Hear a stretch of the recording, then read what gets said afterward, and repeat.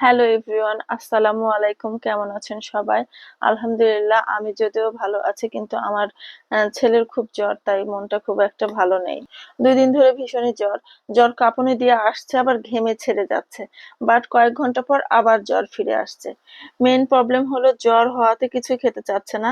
মুখের স্বাদটা একদমই নষ্ট হয়ে গেছে। অনেকবার অনেকভাবে খাওয়ানোর চেষ্টা করলাম, কিন্তু কিছুই খাচ্ছে না। 2-1 বার মুখে নিয়ে বলছে আর খাবো না।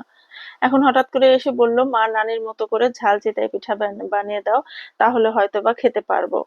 দেখতেই পেলেন আমি বাটিতে পর্যাপ্ত চালের আটা নিলাম, তারপর এতে একে একে হলুদ, মরিচ, ধনিয়া ও জিরা পাউডার এবং লবণ দিয়ে শুকনো উপকরণগুলো সব ভালোভাবে মেশালাম।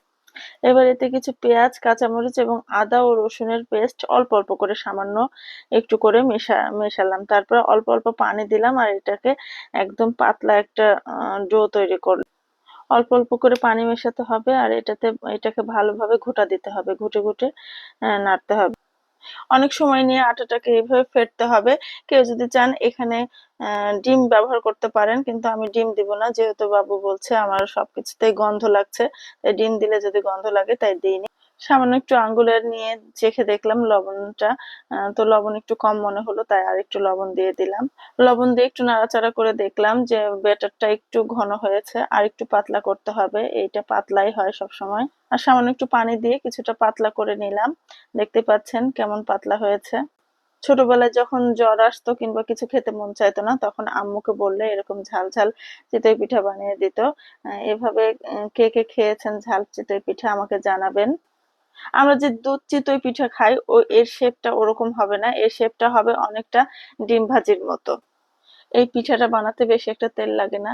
আমি প্যানে তেল গরম করে এই ব্যাটারটা দিয়ে দিলাম। চামচ দিয়ে ব্যাটারটাকে ছড়িয়ে দিয়ে কিছুক্ষণ অপেক্ষা করব। তো এক পাশ হয়ে গেলে আরেক পাশে উল্টে দিব। উল্টিয়ে দিয়ে আরো কিছুক্ষণ অপেক্ষা করব। এই পিঠাটা মুচমুচে হয়, বেশ ভালো লাগে খেতে। আর আমি অনেক সময় এটার সাথে চিনি বা খেজুরের গুড় মিশিয়ে খাই, খুব ভালো লাগে। আমার বাচ্চারা ঝাল ঝাল জিনিসই বেশি পছন্দ করে, মিষ্টি জিনিস তেমন একটা খেতে চায় না। তাই বেশিরভাগ সময়ে ঝাল আইটেম করার চেষ্টা করি। তো বারবার এইভাবে ঘুটে নিতে হবে আর দিতে হবে। আমি একে একে সব পিঠাগুলা বানাচ্ছিলাম আর গরম গরম ওদের দিচ্ছিলাম। যদিও ভাত টাত কিছু খেতে পারছে না বাবু, তারপরে এই ঝাল পিঠাটা পেয়ে 2টা খেয়ে পানি খেয়েছে, খেয়ে ওষুধ খেয়ে নিল। আমার ছেলেটা মাশাআল্লাহ অনেক শক্ত, গায়ে এত জ্বর তারপরেও আমাকে বিরক্ত করছে না, কিংবা সে কাবু হয়নি। বলছে, মা তুমি তোমার মতো কাজ করো, আমাকে নিয়ে চিন্তা করো না। আজকের ভিডিওটা এই পর্যন্ত। সবাই ভালো থাকবেন। আমার ছেলের জন্য দোয়া করবেন যেন জ্বরটা ভালো হয়ে যায়। দেখা হবে নেক্সট ভিডিওতে। আল্লাহ হাফেজ।